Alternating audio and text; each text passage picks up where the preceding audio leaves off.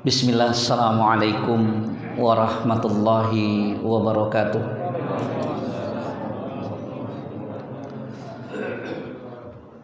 Alhamdulillahi rabbil alamin. Nahmaduhu wa nasta'inuhu wa nastaghfiruhu wa na'udzu billahi min sururi anfusina wa min sayyiati a'malina. May yahdihillahu fala mudilla lahu wa may yudlilhu fala hadiyalah. Asyhadu an la ilaha illallah wahdahu la syarikalah wa asyhadu anna Muhammadan abduhu wa rasuluhu la nabiyya wa la rasulahu ba'da. Allahumma shalli wa sallim wa barik ala habibina wa qudwatina wa rasulina Muhammadin sallallahu alaihi wasallam wa ala alihi wa ashabihi wa man tabi'ahum bi ihsan ila yaumil qiyamah. Usini wa iyyakum bitaqwallah faqad fazal mu'minunal muttaqun kama qala Allah ta'ala fi kitabihil karim ba'da a'udzu billahi minasyaitonir rajim. Ya ayyuhalladzina amanu taqullaha haqqa tuqatih wa la tamutunna illa wa antum muslimun. Ya ayyuhalladzina amanu taqullaha wa qulu qawlan sadida yuslih lakum a'malakum wa yaghfir lakum dzunubakum wa may yuti'illaha wa rasulahu faqad faza fawzan 'azima. Wa kama qala Rasulullah sallallahu alaihi wasallam ittaqillaha haitsu ma kunta wa atbi'il sayyi'atal hasanata tamhuha wa khaliqin nasa bi khuluqin hasanin. Bapak-bapak, ibu-ibu, rekan-rekan dan adik-adik kaum muslimin rahimani wa rahimakumullah. Alhamdulillah wa syukurullah, senantiasa kita bersyukur kepada Allah Subhanahu wa taala. Kita bersyukur kepada Allah Subhanahu wa taala atas setiap limpahan rahmat, atas setiap curahan nikmat, atas setiap karunia yang Allah hadirkan dalam kehidupan kita. Nikmat, karunia, rezeki yang tidak pernah berhenti mengalir di tengah-tengah kita. Walaupun Allah Maha tahu berapa banyak maksiat yang kita lakukan di hadapan Allah. Walaupun Allah Maha tahu berapa banyak dosa yang kita lakukan di hadapan Allah. Tapi itu tidak membuat Allah menghentikan mengalirnya rezeki kepada kita. Maka sebagai seorang mukmin kapanpun dimanapun senantiasa kita wajib bersyukur kepada Allah Subhanahu wa ta'ala. Demikian pula salawat serta salam semoga senantiasa terhaturkan dan tercurahkan kepada qudwatuna Nabiyuna Muhammad sallallahu alaihi wasallam. Orang yang telah begitu berjasa untuk bisa sampainya syariat Islam ini ke tangan kita, yang telah mempertaruhkan nyawanya, hidup dan matinya hanya untuk memperjuangkan syariat Islam, dan orang yang kita tunggu-tunggu syafaatnya kelak di yaumul qiyamah kelak. Maka wajar saja bagi sebagai seorang muslim, kapan saja di mana saja disebutkan nama Muhammad, maka kemudian kita berselawat kepadanya dengan minimal kalimat Allahumma shalli alaihi. Bahagia sekali malam hari ini edisi tanggal 18 Sya'ban 1442 Hijriah. Perdana saya menginjakkan kaki saya di masjid Darul Muslihin, ya. Semoga silaturahim saya ini bisa diterima dengan baik, walaupun saya sebenarnya tidak asing-asing amat kalau melihat orangnya. Banyak yang sudah saya kenal, karena saya sendiri sehari-hari memang profesinya kalau ditanya tidak mungkin saya jawab saya seorang ustadz, tapi saya seorang pedagang. Sampai sekarang saya masih tidak berdagang di pasar Cimeng, Pak, alhamdulillah. Kalau belum kenal, nama saya Ardiansah, tapi kalau di kalangan para asatid mereka biasa panggil saya Abu Umar. Saya pernah bersekolah di beberapa pondok pesantren. Terakhir saya diwisuda di Darussahadah tahun 1999. Setelah itu mengajar di beberapa lembaga. Kalau di Jawa terakhir tahun 2001 saya mengajar di pondok pesantren Al-Mutakin yang ada di Cibeber di Cipernah, Cirebon, perbatasan dengan Kuningan. Sekarang aktivitas saya sebagai pembina Yayasan Ibnu Sulaiman Al-Faruq yang mana membawahi beberapa bidang, ya, sosial, dakwah dan pendidikan. Ya. Itu saja perkenalan singkat saya. Malam hari ini saya diminta ya sama beberapa pengurus ini alhamdulillah rajin ya ikut kajian saya di Rumah Quran Al Faruq ya. Karena pekan kelima memang ini waktunya rebutan Pak, biasanya Pak kalau pekan kelima itu Ustadz tuh kosong kalau pekan kelima ya. Alhamdulillahirabbil alamin, memang sudah ditakdirkan oleh Allah saya bisa hadir pada kesempatan malam hari ini. Saya ingin memulai terlebih dahulu dengan sebuah cerita nyata terlebih dahulu. Jadi ada sebuah cerita nyata Pak. Ustadz tuh nggak boleh cerita bohong-bohongan. Karena Ustadz tuh kalau bahasa Indonesianya guru digugu dan ditiru. Bahaya kalau bohongan. Kejadian ini nyata. Kalau Bapak searching di internet masih nemu kejadian ini. Kejadian yang cukup menggemparkan yang terjadi di distrik Qasim, sebuah daerah yang ada di Saudi Arabia Pak, salah satu provinsi di sana Pak. Sosok utamanya yang mau saya ceritakan adalah Hizan Al-Fuhaidi. Di mana Hizan Al-Fuhaidi ini menangis di pengadilan. Tangisannya ini yang membuat viral Pak. Ya.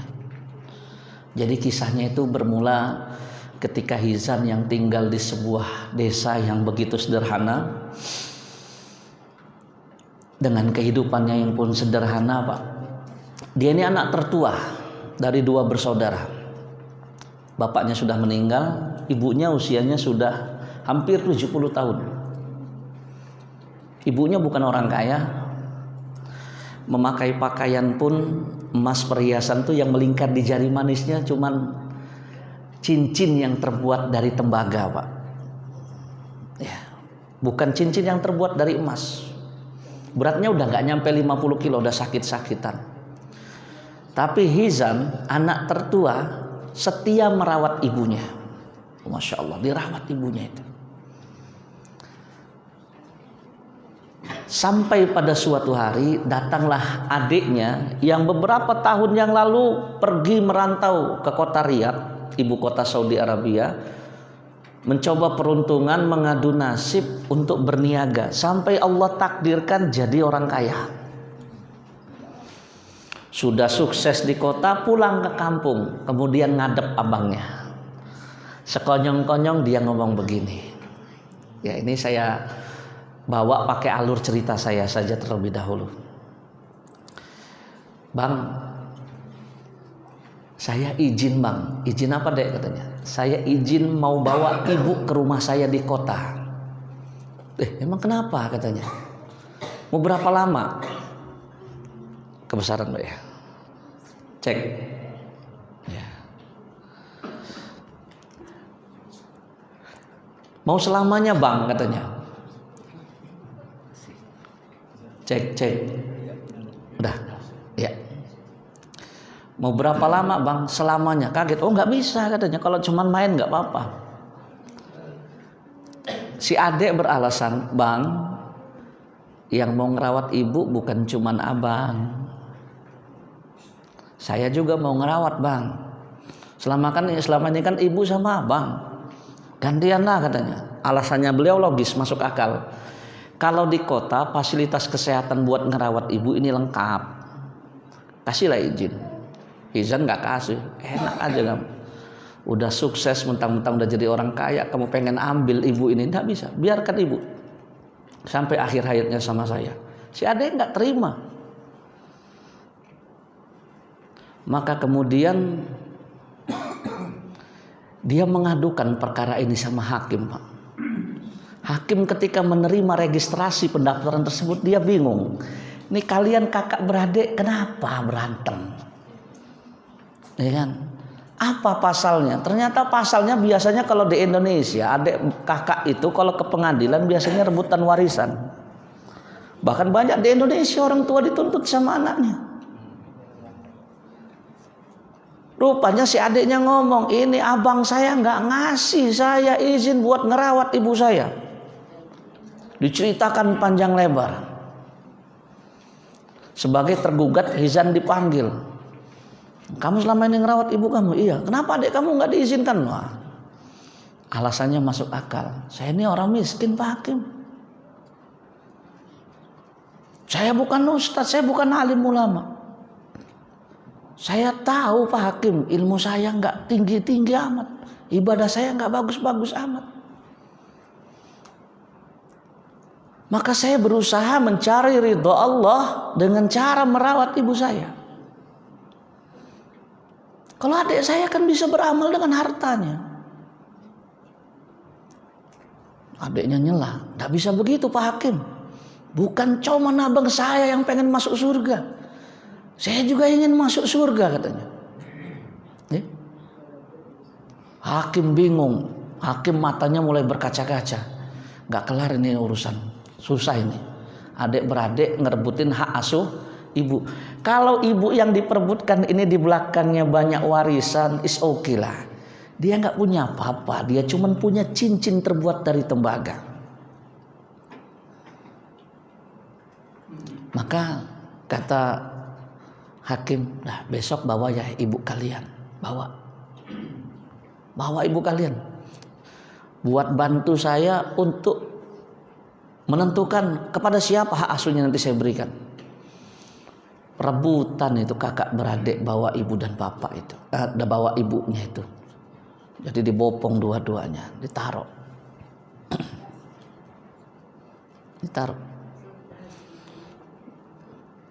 Jazakallah khair.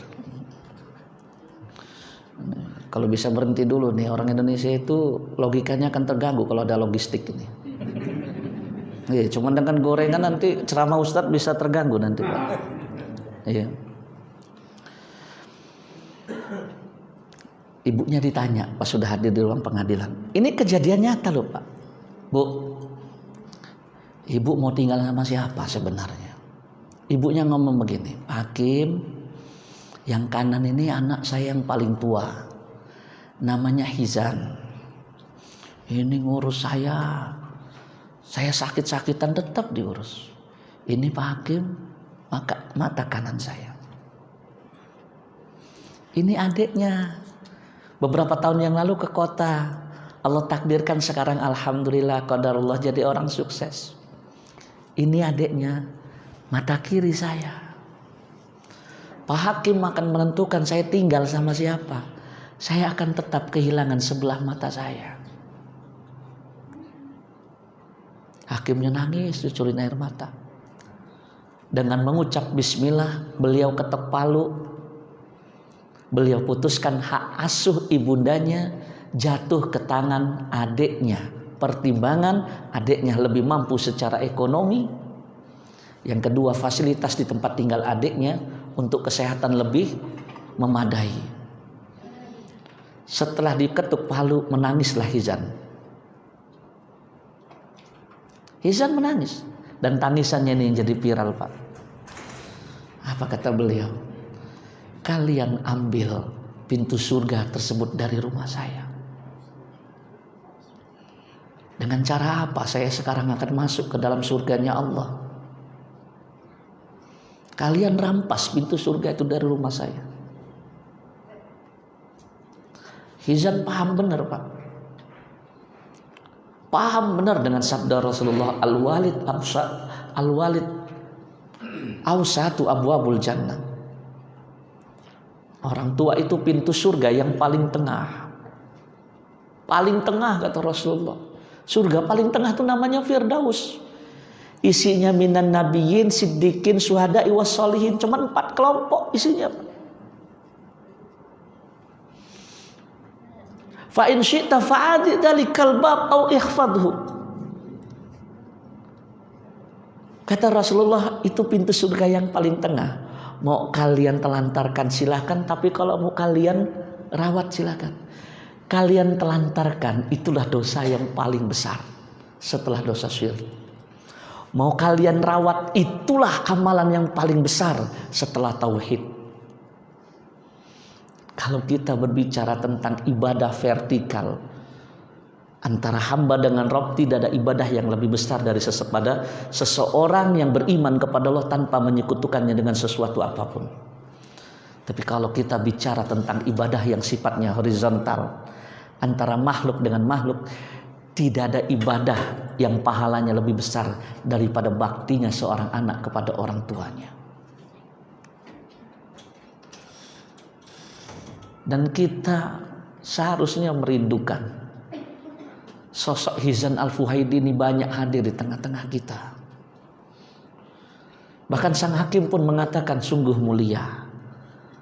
Sungguh mulia wahai ibunda, engkau mempunyai anak-anak yang mampu sekuat tenaga merebut hak asuhmu di tengah-tengah begitu banyak manusia yang menelantarkan orang tuanya. Hizan paham percis bahwasanya merawat orang tua adalah shortcut, pintu pintas, jalan pintas untuk bisa mencari ridhonya Allah Subhanahu wa taala. Walaupun ilmu kita tidak sehebat para asatid, para alim ulama, para habaib yang kalau berbicara Al-Quran mereka begitu fasih. Ketemu ayat ini mereka paham, ini asbabun nuzulnya ini. Kalau bicara tentang masalah hadis mereka paham, ini asbabul wurudnya ini. Tapi itu tidak menjadi soal. Kalaupun bahkan ibadah kita termasuk normal-normal saja, asal kita tidak lalai, tidak setekun para ahli ibadah yang tercatat dalam lembaran sejarah-sejarah syariat Islam. Tapi kalau kita pandai mengurus orang tua kita, itu lebih daripada cukup untuk menghantarkan kita kepada ridho Allah Subhanahu wa taala. Matan kedua dalam kitab Adabul Mufrad, hadisnya berbunyi, ridho Rabbi fi ridhol walid wa sakhatu Rabbi fi sakhatil walid.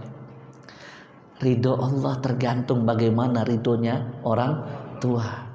Murkanya Allah tergantung bagaimana murkanya orang tua. Tidak terhitung saya mendapatkan curhatan dari para orang tua, Pak. Mereka yang di masa tuanya tinggal berdua dengan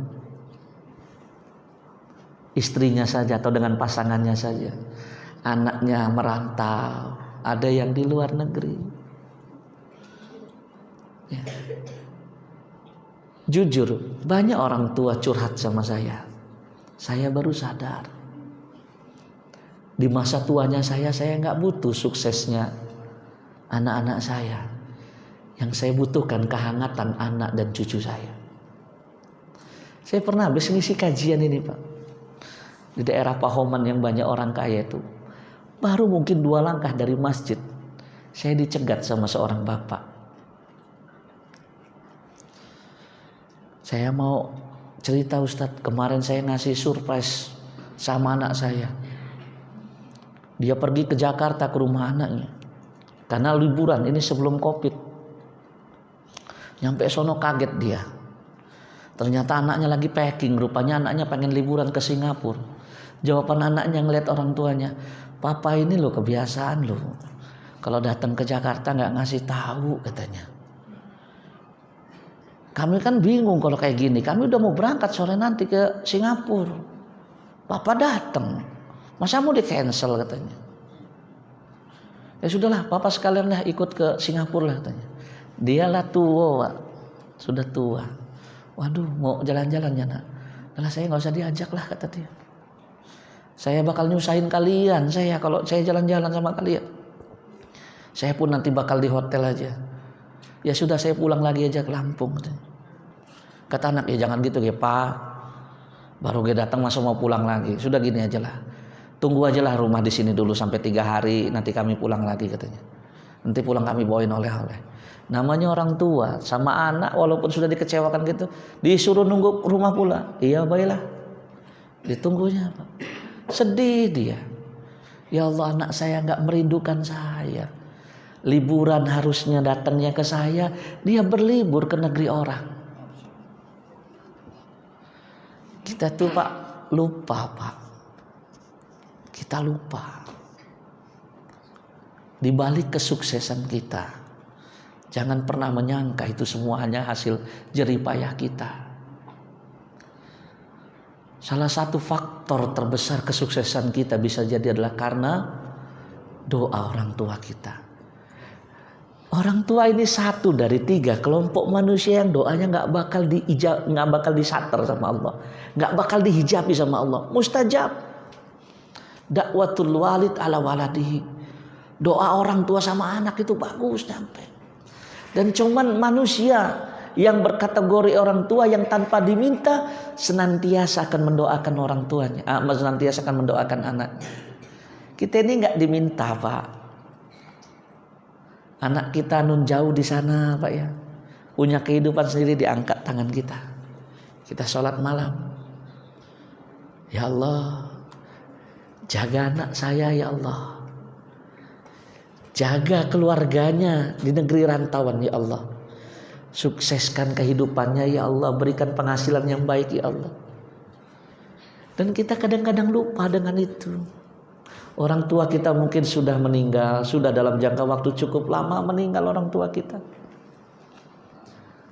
Dan Allah membalasnya bisa jadi sekarang. Nih karena kamu bersabar, orang tua kamu bersabar, saya balas nih. Sekarang anak kamu saya suksesan. Makanya kadang-kadang kita, Pak, hanya menyangka kesuksesan kita tuh hanya dari jalurnya kita. Disinilah kita lupa bahwasanya orang tua kita itu punya peranan yang besar. Ya. Maka saya cuma pengen memberitahu, Pak, dari sejarah singkat ini, Pak ya. Siapa saja di antara kita, yang Allah kasih kesempatan orang tua kita hidup sampai pada masa tuanya, Allah itu berarti sayang sama kita, Pak. Allah pengen kita masuk surga, maka jangan lalaikan orang tua tersebut.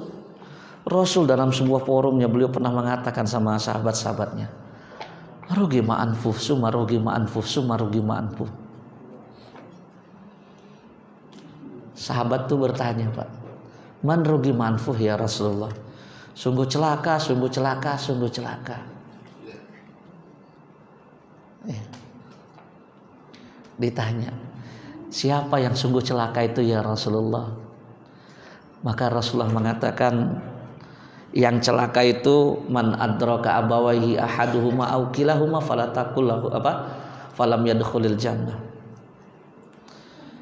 Orang-orang yang mendapati orang tuanya salah satu atau kedua-duanya sampai pada masa tuanya tapi nggak bisa masuk surga, itu orang yang celaka.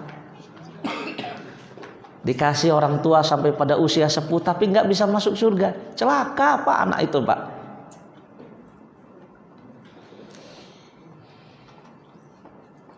Kalau ditanya,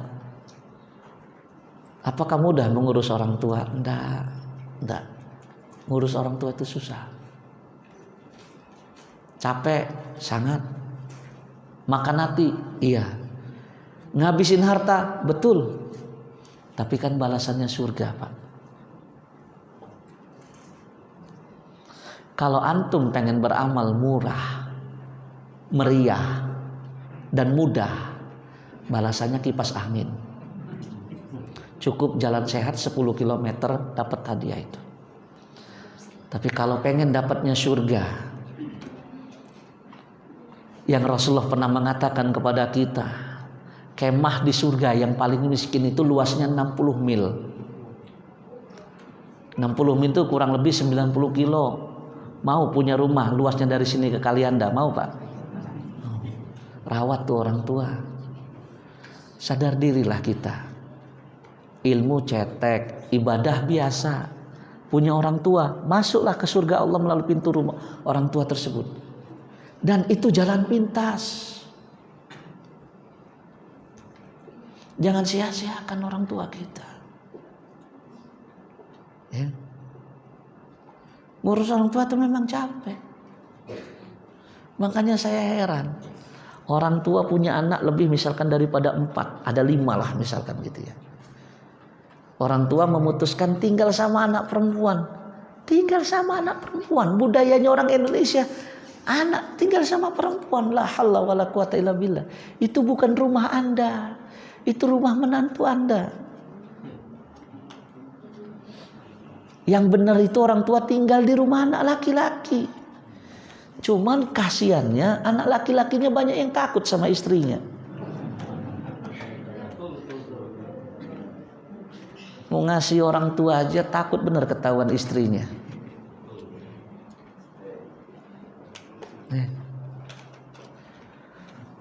Ketika Rasulullah mengatakan anta wa maluka li abika, kamu dan harta kamu itu milik bapak kamu. Itu sabda Rasul kepada anak laki-laki. Makanya dalam syariat Islam, laki-laki itu warisannya 2, bukan 1.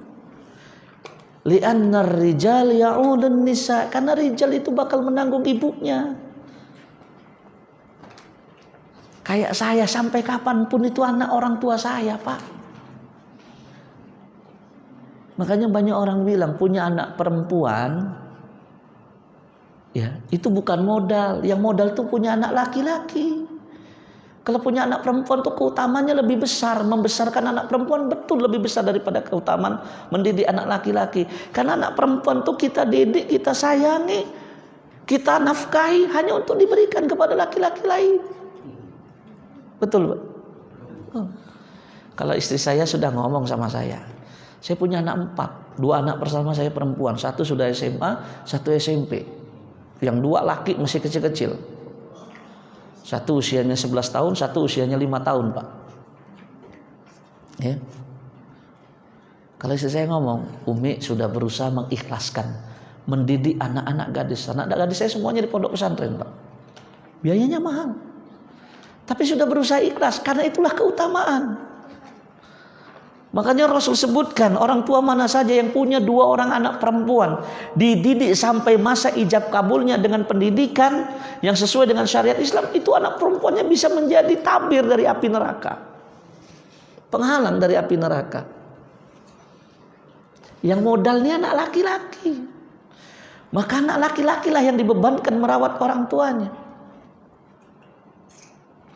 Punya anak 5, milih 1, yang lain gembira, alhamdulillah. Abang saya mau tinggal sama orang tua saya. Saya kasih tahu, di antara 5 bersaudara ini, yang peluang masuk surganya paling cepat itu yang tinggal sama orang tuanya. Yang lain kan cuma pinter ngomong doang. Main ke rumah abangnya, di situ ada orang tuanya, ya Pak ya. Ngeluh si abangnya, woi bapak ibu begini, ya sabar aja lah bang. Nanti tiap bulan saya transfer buat apa? Bantu ngurus orang tua. Dia nggak tahu bagaimana capeknya hidup dengan orang tua. Betul, karena orang tua itu kan memang di surat Yasin disebutkan sama Allah, Pak. Banyak yang baca surat Yasin di sini. Pernah dengar nggak kalimat wa man nu'ammiru nunaqisu fi khalqi? Barang siapa yang kami panjangkan umurnya, kata Allah, kami kembalikan dia kepada awal penciptaan. Orang tua itu makin sepuh makin seperti anak-anak. Anak kecil makan kadang disuapin. Orang sudah sepuh kadang-kadang harus disuapin. Nah, anak-anak jalan kadang-kadang harus dituntun. Orang tua juga harus dituntun. Tapi perbedaannya kita punya 1001 alasan memaklumi tindak tanduk anak kita, tapi kita nggak punya satupun alasan untuk memaklumi tindak tanduk orang tua kita. Anak kita jajan, belum habis jajanan di tangan kanan minta jajan lagi. Ada udahlah namanya anak-anak, kasih lagi duitnya. Tapi orang tua telepon. Nak lagi di mana? Lagi di perjalanan, beliin martabak sih. Lah kemarin baru dikasih martabak, masa ini mau beli martabak lagi Pak, katanya. Kita lagi kerja, ditelepon sama istri. Bang, anak kita sakit, tutup dagangan kita Pak. Pulang kita, bawa kita ke rumah, sakit anak kita. Ditelepon kita sama ibu kita. Nak, bapakmu sakit. Ya Bu, panggil Grab aja dulu ya Bu, anterin ke rumah sakit, nanti saya nyusul.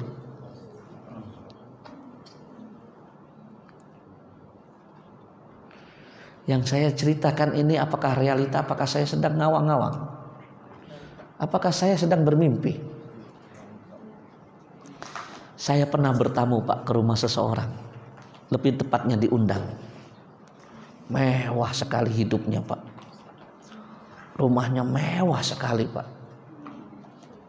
Ya, tiang depan rumahnya saya peluk itu nggak nyampe-nyampe Pak. Saking besarnya Pak. Ya. Begitu disuruh masuk duduk, gede amat di rumah. Insyaallah tabarakallah, saya doakan beliau. Sudah ngobrol agak lama, saya ngomong begini, Pak, rumah sebesar ini berapa orang penghuninya? Langsung terdiam beliau. Cuman saya, istri saya, dan pembantu saya Ustaz. Diam dia. Saya hanya terdiam, gak mau melanjutkan pembicaraan tersebut. Saya tahu anaknya banyak, anaknya sukses. Saya dibantu doa aja Ustaz. Mungkin salah saya juga. Saya yang dulu membesarkan mereka dengan nilai materi duniawi. Saya baru sadar sekarang. Salah saya mendidik mereka. Anak saya sukses-sukses, tapi gak ada yang merhatiin saya. Suatu saat setelah kejadian itu, saya membimbing jemaah. Saya lagi ada di pelataran Masjidil Haram di bawah Tower Zamzam. Saya bertemu dengan anak kandungnya. Ustaz, assalamualaikum, waalaikumsalam. Masya Allah, saya bilang, ketemu kita di sini. Iya. Apa kabar papa? Sehat Ustaz. Sini dulu, duduk dulu. Ustaz mau tanya, kenapa kalian gak ada yang mau tinggal sama papa? Dan rumah papa begitu mewah. Nunduk tuh anak tuh Pak. Nggak ada kah di antara kalian yang kasihan dengan papa kalian? Nunduk mereka Pak. Harta papa kamu itu banyak, tapi nggak bernilai kalau tidak ada anaknya. Saya tuh bahkan pernah ditanya Pak, ada nggak yang lebih tua ya dari beliau ya? Karena beliau orang Minang, saya manggilnya Pak Gae. Minang Pak, ya kan? Saya ini boleh nggak sih minta mati aja? Jangan Pak Gae, saya bilang. Haram minta kematian itu. Kematian itu perkara yang hak. Idza jaa ajaluhum la yastakhiruna sa'atan wa la yastaqdimun. Tapi percuma hidup kayak gini nih. Kalau anak itu nggak ada yang mau peduli sama saya. Istri lah mati, dah meninggal, tinggal sebatang kara. Nggak ada anak mau ngurus. Jangan. Kan ada saya, kita bisa ngobrol, saya bilang. Anak di mana? Anak di sini, anak di sini. Astagfirullah.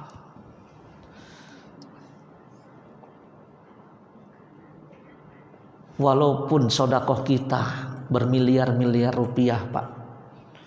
Walaupun jutaan rakaat yang sudah kita lakukan dalam sholat kita, tidak terhitung berapa kali kita hatam Al-Quran. Tapi kalau kita menyakiti orang tua kita sehingga dia tidak ridho sama kita, surga itu jauh Pak, jauh. Ridho Rabbi fi ridhol walid, wa sakhatu Rabbi fi sakhatil walid. Saya tuh mandiin bapak saya itu sambil menangis Pak. Saya jaga, kata saya. Kemana-mana saya ngisi pengajian dia ikut, saya bilang. Sampai saya bilang, Mbak pergi kok nggak bilang-bilang sama saya. Sedih benar saya. Saya nggak tahu dia nih ridho apa enggak sama saya, Pak. Di hari meninggalnya Idul Adha tahun 2016 yang lalu, Pak. Beliau itu setelah sholat subuh ke masjid bareng dengan saya ngomong, saya ikut kamu nyembelih lagi ya. Ikutlah Mbak, gak apa-apa. Saya kan gak larang-larang Mbak. Dia kemana pun saya ngisi pengajian dia minta ikut Pak. Ikutlah Mbak, gak apa-apa. Ya. Jam 10 saya masih ingat. Allah, kok saya gak ngeliat orang tua saya. Saya nanya sama panitia kurban, ada yang mau lihat bapak saya gak? Pulang Ustadz. Tadi ngerasa gak enak badan, diantar sama iparnya Ustadz. Pulang saya Pak ke lokasi. Saya lihat bapak saya ada. Udah ngobrol dengan tetangga-tetangganya. Idul Adha Pak. Saya balik lagi ke tempat kurban. Melanjutkan pekerjaan. Asar saya ditelepon. Katanya bapak saya kejang-kejang. Padahal lagi ngobrol sama istri saya di sampingnya. Lagi mainin anak saya nomor 4. Tiba-tiba kejang 1 menit. Meninggal begitu saja. Saya peluk semalaman karena gak bisa dimakamkan malam. Saya nangis tuh cuman satu penyesalan saya Pak. Bukan karena beliau meninggal. Saya belum dengar kalimat dari lisannya, saya ridho sama kamu. Saya belum minta ridhonya beliau. Itu yang menjadi penyesalan sampai sekarang. Karena ridhonya orang tua itu tiket surga bagi kita. Saya jaga kemanapun sama saya. Mandi, waktu saya mandikan itu Pak, saya sambil nangis, saya sambil ngomong. Saya bicara, kenapa saya ditinggalin begini? Saya bilang, tanpa kalimat saya bilang. Karena saya tahu sebenarnya Pak, sebagus apa sholat saya tahu. Bacaan Quran saya juga gak banyak-banyak amat. Saya kalau ngimam suara saya pun masih kalah merdu dengan imam yang tadi Pak. Andalan saya cuma satu Pak. Saya pengen bakti sama orang tua saya. Maka walaupun saya sudah sukses di Jawa Pak, saya ditelepon sama bapak saya. Berapa lama lagi kamu mau tinggal di sana? Kayak di Lampung gak ada umat katanya. Pulang sih nak, sudah tua kami nih. Allah takdirkan bapak saya itu cuma punya anak 2. 1 laki saya, 2 perempuan, udah dibawa sama suaminya. Mikir saya Pak, saya tinggalin jemaah sampai mereka ngomong sama saya, kami ini salah apa Ustadz ditinggalin tiba-tiba kayak gini katanya. Kalau kami salah tolong Ustadz bilang, kenapa Ustadz tinggalkan kami tiba-tiba? Kalian gak salah saya bilang. Tapi orang tua saya memerintahkan saya. Kalau ada titah dari orang tua, itu cuman kalah dengan perintah Allah dan Rasulnya Pak. Rasul tuh bahkan pernah berwasiat sama kita. Kalau kita belajarnya kitab Adabul Mufrad nanti ketemu. Wasiatnya Rasulullah kepada Abu Darda. Wasiat nomor 3-nya wa'ati walidaka. Wa in amaraka an takhruja min dunyaka fakhruj lahuma. Taati kedua orang tuamu. Kalau mereka nyuruh kamu keluarlah kamu dari dunia kamu, keluarlah kamu untuk taat kepada mereka. Saya walaupun sudah punya madrasah di Jawa, sudah jemaah saya sudah banyak, dipanggil orang tua pulanglah saya. Dan saya sudah ngebatin dalam hati saya, kalau saya pulang ke Lampung jadi guru TPA lagi saya bilang. Tidak mungkin kemana-mana saya ngomong, Assalamualaikum Pak, Waalaikumsalam. Ini Ustadz ya Pak, nanti kalau ada jadwal kosong tolong saya dipanggil. Enggak. Saya kalau kemana-mana ditanya, pekerjaannya apa Mas? Pedagang saya bilang. Saya dagang di Pasar Cimeng. Orang tua saya nyuruh saya pulanglah saya. Walaupun harus meninggalkan tanda kutip karir, mafi muskilah. Karena kalau kita meninggalkan sesuatu karena ketaatan kita kepada Allah, Allah akan mengganti kita dengan sesuatu yang jauh lebih baik. Maka pesan saya nih Pak, khusus kepada antum yang masih muda nih, ya, yang Allah kuasakan kepada antum masih punya orang tua komplit. Kalau saya kan tinggal separuh sekarang Pak, ya, dijaga. Saya udah 2 masjid Pak yang minta saya untuk jadi khotib Idul Fitri. Saya bilang, ibu saya lagi sakit, jatuh tidak bisa jalan. Saya belum bisa memastikan saya bisa jadi khotib atau tidak, karena saya lebih memilih menjaga ibu saya. Ibu saya itu badannya besar Pak, ya. Makanya kemana-mana saya angkutlah sama saya gitu. Saya ngambil pelajaran dari bapak saya, karena saya tahu amal saya ini dikit. Satu-satunya harapannya itu Pak sekarang Pak, kalau dia ridho sama kita, keluar omongannya, saya ridho nak sama kamu, surga bagi kita.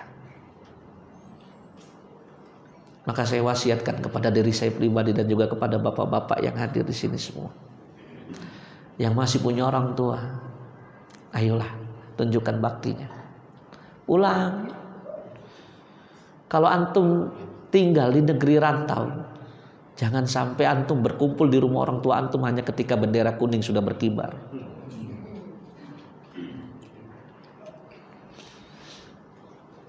Beberapa bulan yang lalu ada sebuah keluarga dari Minang Pak. Ibunya ngambek di Lampung, nggak mau minum obat lagi. Anaknya semua dipanggil semua. Sudah kumpul anaknya semua, baru ibunya minta berobat. Manggil saya. tolong kasih ceramah tentang masalah ini. Saya ngomong, jangan sampai kalian ini berkumpul di rumah ibu kalian ini hanya ketika bendera kuning sudah berkibar. Mereka semua nangis. Saya bingung, kenapa menangis? Karena ternyata setelah saya pulang, anak nomor 2-nya ngomong, itu sudah kejadian sama kami. Terakhir kali kami berkumpul ketika bapak kami meninggal. Saya tanya, tahun berapa kalian berkumpul itu? Tahun 2006. La haula wala quwata. Udah 15 tahun yang lalu, Pak. Pantes ibunya ngambek, Pak. Dia yang melahirkan kita, tapi sudah sukses. Yang diingat sama anak laki-lakinya istri dan anaknya. Kita anak laki ini harus paham, kalau ada orang yang lebih berhak terhadap kebaikan kita, lebih berhak bahkan daripada istri dan anak kita, orang itu namanya ibu dan bapak kita. Tapi kita kebalik. Kalau kita punya kabar berita gembira, orang yang pertama kali kita sampaikan berita tersebut adalah istri dan anak kita. Tapi kalau kita terkena musibah, yang kita telepon pertama kali adalah orang tua kita. Karena kita tahu orang tua kita pasti akan membantu kita minimal dengan doa. Dan doa orang tua itu pasti mustajab. Maka pegang erat-erat orang tua kita ini.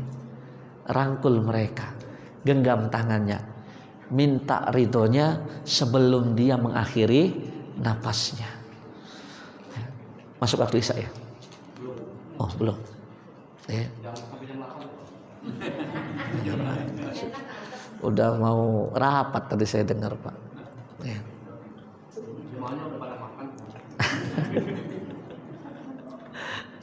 Insya Allah ada lain waktu ya Pak Haji ya. Nanti bisa kita sambung sama kita. Tapi inilah Pak, banyak orang memang keliru ya. Ngejar pintu surga jauh-jauh. Ngejar pintu surga itu sampai berkorban begitu luar biasa. Tapi mereka lalai, mereka lupa. Ada pintu surga di rumah mereka. Enggak salah Pak kita datang ke masjid, enggak salah. Enggak salah kita menuntut ilmu sampai ke negeri seberang juga enggak salah. Semuanya kan dalam rangka mencari ridho Allah. Tapi kalau itu kita lakukan sembari kita melupakan pintu surga yang paling tengah, malah surga itu jauh benar dari kita Pak. Sampai Rasul itu Pak, kalau bertaburan hadis tentang masalah birrul walidain itu, ya,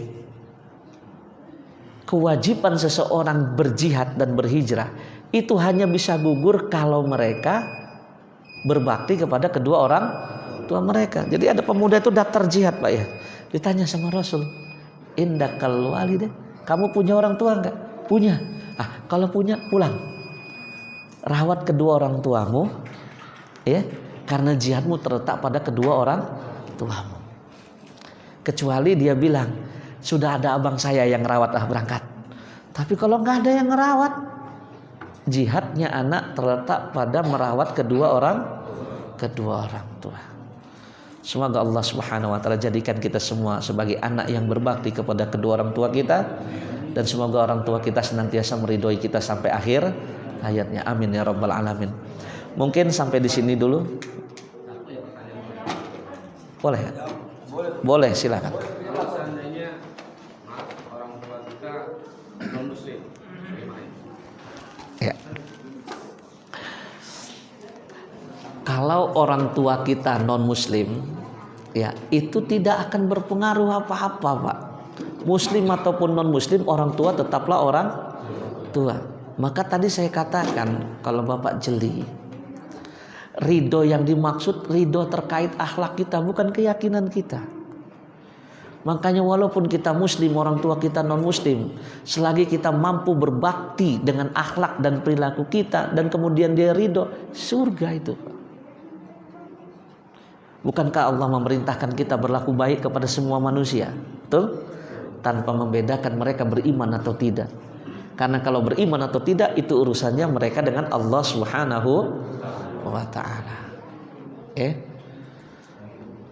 Jadi walaupun ada larangan mudik, kalau saya kekeh Pak, pulanglah Pak. Kalau punya orang tua di kampung halaman, pulang. Jangan sampai pulang hanya ketika bendera kuning sudah dikibarkan. Naudzubillah summa naudzubillahi min dzalik. Saya rasa demikian, mudah-mudahan bermanfaat, dan berfaedah. Kalau ada kesalahan saya mohon maaf yang sebesar-besarnya. Kepada Allah saya beristighfar, astagfirullah. Barakallahu fikum, subhanaka Allahumma wa bihamdika, asyhadu an la ilaha illa anta, astaghfiruka wa atubu ilaik. Aqulu qouli hadza wa billahi taufiq wal hidayah. Assalamualaikum warahmatullahi wabarakatuh.